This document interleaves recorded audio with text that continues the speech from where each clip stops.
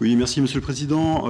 Total Énergie présente, vous l'avez dit d'ailleurs, la vitrine d'un groupe multi-énergie, même si 2 tiers de ces investissements annuels de l'entreprise iront toujours aux énergies fossiles d'ici 2030. Par ce choix, Total Énergie verrouille une trajectoire, on parle bien de trajectoire, c'est intéressant comme concept, donc une trajectoire d'émissions largement hors des accords de Paris. L'entreprise émet autant de gaz dans le cadre de ses activités à effet de serre qu'un pays comme la France. Vous me corrigez si je suis à côté des chiffres. Son impact dans ces conditions est loin d'être neutre.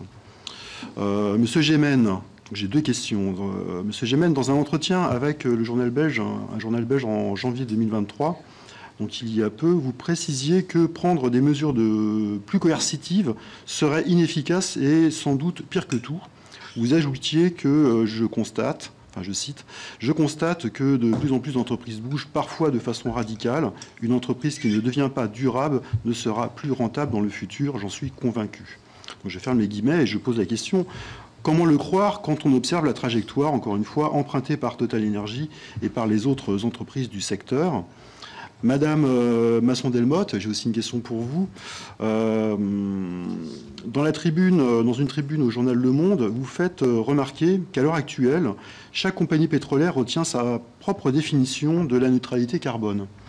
Dans ces conditions, comment l'État peut-il reprendre la main sans avoir recours à des mesures contraignantes envers ces entreprises au vu de l'urgence de notre situation? La semaine dernière, nous avons évoqué le rôle de la fiscalité avec d'autres. Vous soutenez un traité de non-prolifération des énergies fossiles. Pourrait-on légiférer autrement qu'avec ces mesures radicales? Monsieur Baron.